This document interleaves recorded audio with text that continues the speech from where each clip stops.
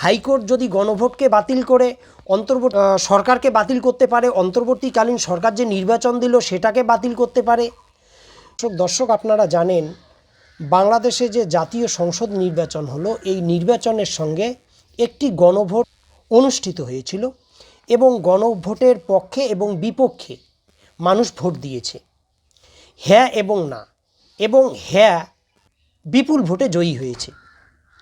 তো এই যে গণভোটে হ্যাঁ বিজয়ী হলো, এটাকে অবৈধ হিসেবে চিহ্নিত করার জন্য বিএনপির একটা মহল হাইকোর্টে একটা রিট পিটিশন করেছে এবং এই গণভোটটা যাতে হাইকোর্ট বাতিল ঘোষণা করে এটার জন্য যারা লড়ছে তারা বিএনপিরে কিন্তু এক শ্রেণীর অভিজ্ঞ আইনজীবী।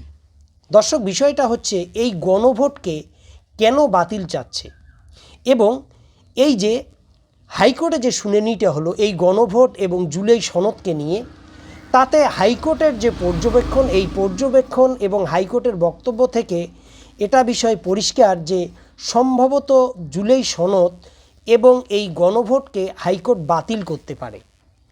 দর্শক, এই যে গণভোট এবং জুলাই সনদকে, বিশেষ করে এই গণভোটকে যদি হাইকোর্ট বাতিল করে দেয়, বাতিল ঘোষণা করে, তাহলে আগামীতে এই যে নির্বাচনটি হলো, আপনারা জানেন 2024 সালের জানুয়ারিতে শেখ হাসিনার নেতৃত্বে নির্বাচন হয়েছিল।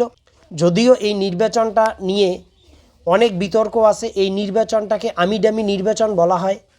তো এই নির্বাচনের পরে গণ অভ্যুত্থান হলো এবং সেখানে শেখ হাসিনার পতন হলো, অন্তর্বর্তীকালীন সরকার হলো এবং অন্তর্বর্তীকালীন সরকার সিদ্ধান্ত নিল যে জাতীয় সংসদ নির্বাচন হবে এবং সেখানে সংবিধান সংস্কার হবে কি হবে না, এটার পক্ষে বাংলাদেশের জনগণ আছে কি নাই, এটার উপর ভিত্তি করে গণভোটটাও সেখানে হলো। এবার এই গণভোটকে যদি বিতর্কিত করা হয়, গণভোটকে যদি বাতিল ঘোষণা করে হাইকোর্ট, তাহলে এরপরে যদি কেউ কখনো মামলা করে যে 24-এর পরে নির্বাচন তো হওয়ার কথা ছিল 29 সালে, সে নির্বাচনটা কেন 26-এ হলো, তাহলে এটাও অবৈধ। এই নির্বাচনটা যে বৈধ নয়, এ ব্যাপারে কেউ যদি হাইকোর্টে মামলা করে, তাহলে হাইকোর্ট তখন কি রায় দেবে? তার মানে এটাকে যদি অবৈধ ঘোষণা করে, তাহলে তখন অন্তর্বর্তীকালীন সরকার যে সিদ্ধান্তগুলো নিয়েছিল সমস্ত সিদ্ধান্তকেই অবৈধ হিসেবে ঘোষণা করবে এবং হাইকোর্ট যদি সংবিধানকে প্রাধান্য দিয়ে রায় দেয়, সেক্ষেত্রে এই যে 26 ফেব্রুয়ারিতে যে নির্বাচনটা হলো সেটাও অবৈধ হিসেবে রায় হবে। তার মানে কি, বর্তমান যে বিএনপি সরকার, এই সরকারটাও অবৈধ হবে। তো দর্শক, এই যে আলোচনাগুলো করলাম, এই আলোচনাগুলো করার মতো লোক, বোঝার মতো লোক বিএনপিতে যে নাই তা তো না, বিএনপি তো জানার কথা এই বিষয়গুলো হাইকোর্টে উত্থাপন হতে পারে এবং হাইকোর্ট যদি গণভোটকে বাতিল করে সরকারকে বাতিল করতে পারে, অন্তর্বর্তীকালীন সরকার যে নির্বাচন দিল সেটাকে বাতিল করতে পারে।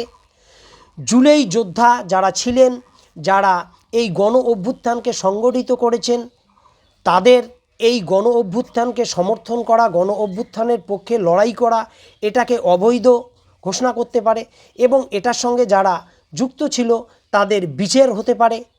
এই বিষয়গুলো কিন্তু ধারাবাহিকভাবে কিন্তু আসতে পারে এবং কোনো দিন আওয়ামী লীগ যদি সক্রিয় হয়, এই বিষয়গুলো কিন্তু উঠে আসবেই এবং হাইকোর্ট যদি গণভোটকে বাতিল করে, তাহলে এইটাকেই লক্ষ্য করে এই নির্বাচনটাও কিন্তু বাতিল হবে।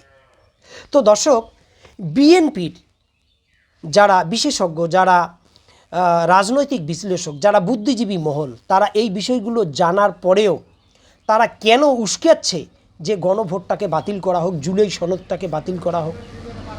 দর্শক, এখানেই কিন্তু একটা সন্দেহের জায়গা তৈরি হচ্ছে যে বিএনপি কি আদতে চাচ্ছে যে এই যে 26-এ নির্বাচনটা হলো, এই নির্বাচনের পরে আবার একটা নির্বাচন হোক? তার মানে এখান থেকেই প্রশ্ন উঠছে যে এই যে বিরোধী জামাত জোট যে বলছে ভোটে ইঞ্জিনিয়ারিং করে বিএনপিকে ক্ষমতায় আনা হয়েছে বা একটা মহল এনেছে, তারা বিএনপিকে এটা বলে দিয়েছে যে আপনাদেরকে ক্ষমতায় নিয়ে আসব, কিন্তু একটা সময় পর আপনাদেরকে একটা অংশগ্রহণমূলক নির্বাচন দিতে হবে, যে নির্বাচনে আওয়ামী লীগও যুক্ত থাকবে।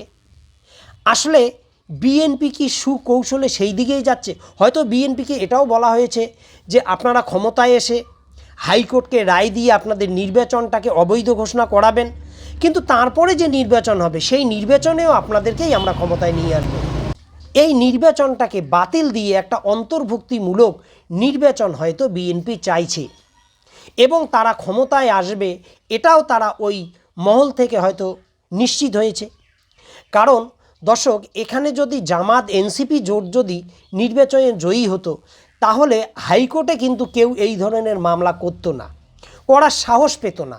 আর হাইকোর্টও এই ধরনের গণভোটকে বাতিলের পক্ষে মতামতও কিন্তু খুব একটা দিতে পারত না, মানে এই বিষয়টাই আসতো না।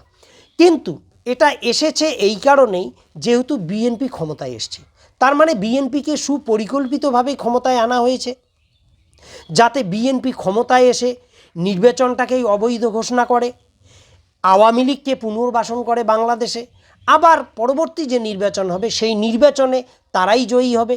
তার মানে সব কুল বজায় রাখার চেষ্টা করছে বিএনপি। তো দর্শক, এটা আসলে বাংলাদেশকে আগামীতে কোন দিকে নিয়ে যাবে, এটার দিকে সকলে কিন্তু তাকিয়ে আছে।